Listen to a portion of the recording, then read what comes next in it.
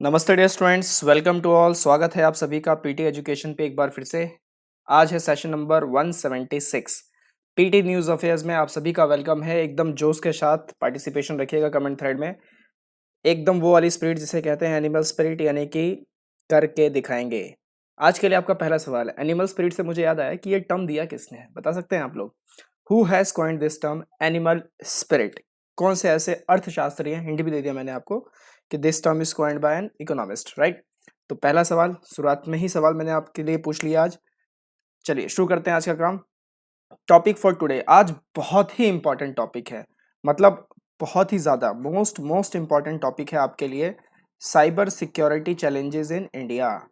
भारत में cyber security challenges, Bharat में cyber security challenges क्या चैलेंजेस हैं वो सब देखेंगे हम। रिलेटेड है आपका जीएस पेपर 1 से, जीएस पेपर 3 से, जीएस पेपर 4 से, पब्लिक पॉलिसी से, इंटरनल सिक्योरिटी चैलेंजेस से, साइबर सिक्योरिटी इश्यूज से, current event of national and international importance, right. October 2020 में कुछ ऐसी घटना घटी जिसके बारे में फरवरी 2021 में जाके पता चला कि इस घटना के पीछे के सूत्र क्या थे। उस सभी पे हम पहलुओं पे हम बात करेंगे। तो आज इस ऑडिटोरियल का मैं आपके साथ एनालिसिस करने जा रहा हूँ। ये एडिटोरियल किसने है लिखा है? एम के नारायणन। एम के नारायणन ने जो है ये एडिटोरियल लिखा हुआ है, राइट। एम के नारायणन ने ये एडिटोरियल लिखा है जिसका नाम है फोरस्टॉलिंग अ साइबर पर्ल हार्बर। जानेंगे इसका क्या मतलब है, साइबर पर्ल हार्बर का क्या मतलब है, राइट। आप पहली लाइन देख ही सकते हैं, India would be grievous error, it would be a grievous error if India were to underestimate the extent of cyber threat it faces especially from China. अगर इस पूरे आर्टिकल की समरी मैं करना चाहूँ आपके साथ एक लाइन में, सिर्फ एक सेंटेंस में, तो समरी मैंने लिख दी है। Cyber security is the key problem among all the Nations in the world, all the nations in the world, as we are now witnessing two types of world: physical world and virtual world.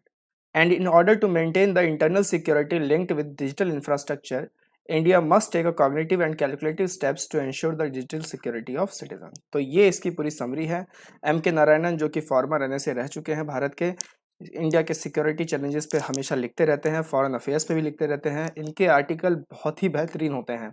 3-4 columnist है जिनके article मैं हमेशा पढ़ना prefer करता हूँ, एक उनमें से यही है, एम के नारायणन। इसके बाद इकोनॉमी पे अगर कोई आर्टिकल है, सी रंगराजन के आप ज़रूर पढ़ें जो आ रहे हैं, राइट। कोई लॉ और उस पर अगर कोई आर्टिकल है तो एक गौतम करके हैं, एडवोकेट हैं, उनके आप पढ़िए, राइट। तो ये सब जो कॉलमनिस्ट है ये बहुत बढ़िया है। एक जॉन स्टैन भी हैं, जॉन स्टैनली। इन सब के कॉलमनिस्ट के जब आप पढ़ेंगे ना तो आपको मतलब काफ़ी कुछ पता चलेगा कि क्या क्या चीज़ें चल रही हैं। तो इसका हम एनालिसिस करते हैं। इसमें की इश्यूज क्या है, क्या ऑथर कहना चाह रहे हैं कि digital infrastructure getting more and more strong day by day, but cyber espionage, cyber espionage यानी कि एस्पियोनेज का मतलब होता है जासूसी करना। Cyber espionage is yet a key problem because it can steal the sensitive data and intellectual property to gain a competitive advantage over any company, over any company. ये है मतलब साइबर एस्पिनेज की ये सारी बातें कि इसमें होता क्या है कि आपके सारे सेंसिटिव डेटा को चुराया जाता है, आपके इंटेलेक्चुअल प्रॉपर्टी चीज़ों को चुराया जाता है ताकि एक कंपिटिटिव एडवांटेज गेन किया सके। देखिए क्या है, आजकल डिजिटल चीज़ें सारी चल रही हैं, ऐप्स का टाइम है, बहुत सारे ऐप्स हैं हमारे फ़ोन में, इतने सारे ऐप्स हैं डाउनलोड। अब जैसे मैं आपको एक एक्सपेरिमेंट बोलता हूँ, आपने मान लीजिए स्पॉटिफाई ऐप में से काफ़ी लोग सुनते होंगे, तो स्पॉटिफाई का जो ऐप है उस पर आप लोग गाने वाने सुनते होंगे, राइट। वही गाना जो आपने स्पॉटिफाई पे सर्च किया, आप अगर यूट्यूब पे सर्च करेंगे सेम गाना, तो यूट्यूब पे वो गाना जब चलेगा तो उससे पहले कुछ एड्स आती हैं। अगर प्रीमियम अकाउंट नहीं है आपका, वो जो ऐड होगी ना वो स्पॉटिफाई की ही ऐड होगी, राइट। वो आपको स्पॉटिफाई की ही ऐड दिखाएगा कि स्पॉटिफाई पे आप प्रीमियम चीज़ों को परचेज कीजिए। क्यों दिखाएगा? क्योंकि आपने जब इस ऐप को इंस्टॉल किया था तो अलाउ अलाउ अलाउ फटाफट कर दिया था। अलाउ का मतलब ये होता है वहाँ पर कि ये सारी चीज़ें आपसे मांगता है, आपकी ईमेल आईडी, आपके फ़ोटोज़। तो आप जो भी मतलब इवन आपके फ़ोन के जो मतलब ईयर जो उसमें फ़ोन में जो चीज़ें हैं, माइक्रोफ़ोन्स लगी हुई हैं, तो उसको भी ये मतलब सेंस करता है और जो भी बातें आप कर रहे हैं वो सारी ऐड आपको तुरंत दिखाई जाती हैं सोशल मीडिया प्लेटफॉर्म्स पे, चाहे यूट्यूब हो, चाहे आपका फेसबुक हो, चाहे कुछ और हो, राइट। तो इस तरीके से हम बंद गए हैं और इसमें अगर साइबर एस्पिनेज जैसी चीज़ें होने लगी, मेरे इन सभी चीज़ों पे कोई नज़र रखने लगा, तो फिर थोड़ी सी मतलब प्राइवेसी का भी इश्यूज यहाँ से आता है। There is a steep rise in the use of axiomatic asymptote by China to target India's critical infrastructure including the power sector of India too. तो इस वर्ड का क्या मतलब है इसको मैं आपको थोड़ी देर बाद में समझाऊंगा। एज एक्सियोमेटिक अजम्प्टोट, तो इस चीज़ का काफ़ी ज़्यादा जो है दुरुपयोग चाइना ने किया है। भारत के काफ़ी सारे क्रिटिकल इंफ्रास्ट्रक्चर को टारगेट करने की कोशिश की है, जिसमें से पावर सेक्टर उनमें से एक है। 2020 में मुंबई में पावर आउटेज हुआ था, जिसके बारे में पता चला कि ये चाइनीज साइबर इंट्रूजन का काम था। वहाँ पे बेसिकली स्टेट स्पॉन्सर्ड ये लोग सारे अटैक्स करते रहते हैं। वहाँ की एक स्पेशल आर्मी भी बिठा रखी गई है, पीपल लिबरेशन आर्मी की एक यूनिट स्पेशली सिर्फ इसी काम के लिए बिठा रखी है कि फिशिंग चीज़ों को, फिशिंग कैंपेन्स आप लोग चलाते रहिए, अटैक्स आप लोग, साइबर अटैक्स आप लोग जो है वो लोगों के फोन्स पर करते रहिए, राइट। अब इसमें एम के नारायण जी के क्या व्यूज हैं? इनका व्यू है पहला, these events are a wake up call for India and India must take strong steps to fight against the cyber threat posed by China. तो ये तो एक वेकअप कॉल है ही, क्योंकि मुंबई की जो घटना है उससे पहले भी बहुत सारी वारदातें हुई हैं। जैसे एक तो लाइव तो मेरे साथ ही हुआ है, मैं आपको बता देता हूँ। मैं मिनिस्ट्री ऑफ डिफेंस की साइट एक बार देख रहा था, शाम का समय था। मैं मिनिस्ट्री ऑफ डिफेंस की साइट पे था, 7 बजे के आसपास का वो समय था, रफली रफली मुझे हल्का फुल्का याद है। और एकदम से वो जो साइट थी वो बिल्कुल ब्लैकआउट हो गई, और वहाँ पर कुछ और लिखा हुआ रहा।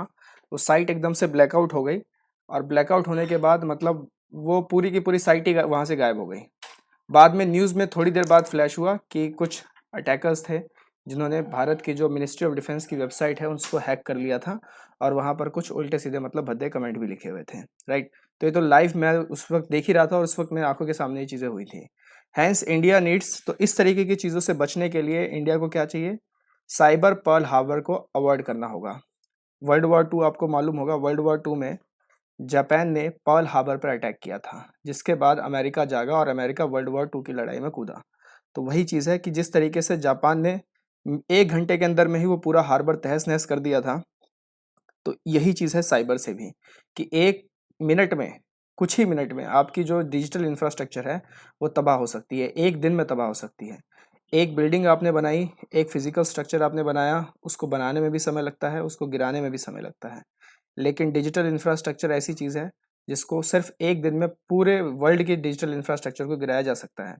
China had repeatedly done this kind of act which western world in the past, हमेशा किया है चाइना ने, वेस्टर्न के साथ किया है। इवन 2016 के अगर यूएस के इलेक्शंस में भी आप देखेंगे तो उसमें रशिया रशिया के ऊपर ब्लेम था कि उनका इंटरफेरेंस है इसमें, राइट। और रशिया ऐसी चीज़ों में इन्वॉल्व रहता भी है।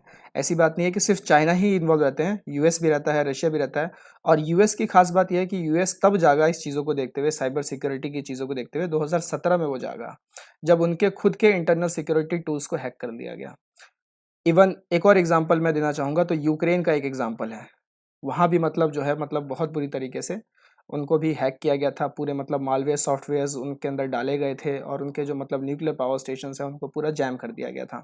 तो ये यूक्रेन की भी साथ भी यही समस्या थी। तो ऐसा नहीं है कि सिर्फ इंडिया ही इससे अफेक्ट होगा, वर्ल्ड के जितने भी मतलब नेशंस है, कंट्रीज है, वो सब इससे अफेक्ट होंगे।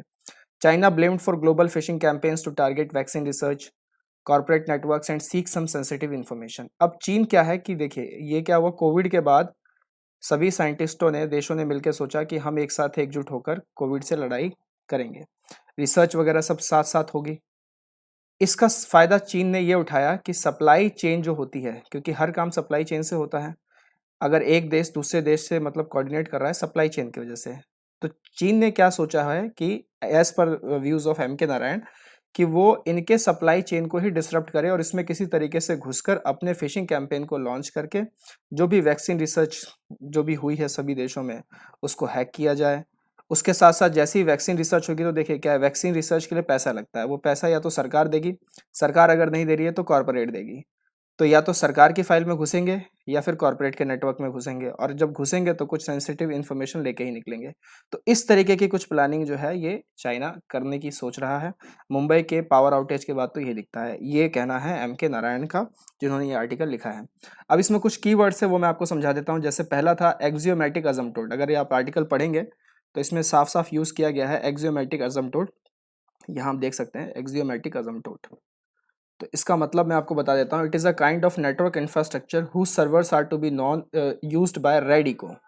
तो रेडिको करके एक सर्वर होता है जिसका ये इस्तेमाल करता है। It also act as command and control centers for malware known as ShadowPad. मतलब आपको भेजना है ना अपना अटैकर, तो ये इनके थ्रू भेजा जाता है, रेड इको शैडो पैड, और इसको कहते हैं एक्सियोमेटिक अजम्पट। रेड इको क्या है? रेड इको चाइना की एक एडवांस पर्सिस्टेंट थ्रेट ग्रुप है जो कि इंडिया के पावर सेक्टर और भी दूसरे क्रिटिकल इंफ्रास्ट्रक्चर सेक्टर को टारगेट करती रहती है। शैडो पैड इसमें यह है कि one of the largest known supply chain attacks, a backdoor Trojan malware, इसका इस्तेमाल किया जाता है। Opens a secret path from its target system to its command and control system, और ये ट्रांसपोर्टेशन, टेलीकम्युनिकेशन, पावर सेक्टर, इन जैसी चीज़ों को टारगेट करते हैं। Once it activated then the backdoor allows attackers to deliver further malicious modules और steal data, right. Cyber Pearl Harbor मैंने आपको थोड़ा सा बता ही दिया हिस्ट्री से, मॉडर्न हिस्ट्री से, यानी वर्ल्ड वर्ल्ड वॉर 2 से रिलेटेड मैंने आपको बता ही दिया कि पर्ल हार्बर क्या है और इसके आगे साइबर लगा दिया गया है। It is a potential cyber attack that will threaten IT infrastructure and related services of the nation. इस टर्म को जो था 2012 में यूएस के डिफेंस सेक्रेटरी लियोन ई पेनेटा ने इसको कॉइन किया था। इसका काम होता है कि ये डिजिटल वायरस फैलाता है, हाईली जो कॉन्फिडेंशियल डेटा है उसको चुराया जाता है, illegally transfer funds and carry out any act virtually by damaging IT assets, right. तो इन तरीके की चीज़ों को जब अंजाम दिया जाता है तो उसे बोला जाता है साइबर पर्ल हार्बर। अब एक बहुत बेहतरीन आर्टिकल है जो हटके मैं आपके लिए लेके आया हूँ काफ़ी रिसर्च के बाद। ये युवल नोआ हरारी का आर्टिकल है। युवल नोआ हरारी की 2 बुक्स मैं आपको बता चुका हूँ जो आपको बहुत ही पढ़नी चाहिए, 21 लेसन्स फ्रॉम 21st सेंचुरी और होमो सैपियंस। ये दोनों किताबें बहुत ही शानदार हैं, इनको आप ज़रूर पढ़िएगा कभी भी अगर आपको फुर्सत मिले तो। युवल नोआ हरारी का कहना है कि 2020 ने हमें ये दिखा दिया कि हम हेल्पलेस नहीं हैं, सारे काम चलते रहे, किसी भी तरीके की जो मतलब महामारी आई वो कंट्रोलेबल हो गई, वरना तो जो वैक्सीन रिसर्च में पूरे 5 साल 10 साल लग जाते थे, अब वो वैक्सीन रिसर्च 1 साल के अंदर में पूरी हो रही है। तो मतलब ये है कि हम लोग टेक्नोलॉजिकल फ्रंट पे हेल्पलेस नहीं है। तो फिर भी अभी बहुत सारी डेथ और सफरिंग हो रही है, बहुत सारे लोग मर रहे हैं, गरीबी चल रही है। इसका कारण है बैड पॉलिटिकल डिसीजंस, ये कहना है युवल नोआ हरारी का। इस आर्टिकल को आप पॉज करके आराम से आप पढ़ लीजिएगा, बहुत ही बढ़िया और बहुत ही फैंटास्टिक आर्टिकल है, राइट।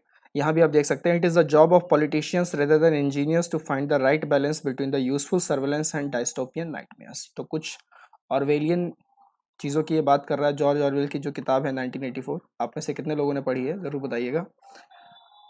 आते हैं अपने फैक्ट पे। हमारा साइबर सिक्योरिटी से जो भी मतलब सारी चीज़ें थी वो कंप्लीट हो गई कि भारत के सामने क्या क्या चैलेंजेस हैं और एम के नारायण के क्या व्यूज़ हैं, राइट। हमारा जो आज का फैक्ट है वो ये है एस्टर एक्स। एस्टर एक्स क्या है कि फ्रांस ने अभी हाल ही में अपना first space military exercise conduct किया है जिसका नाम उन्होंने दिया है एस्टर एक्स।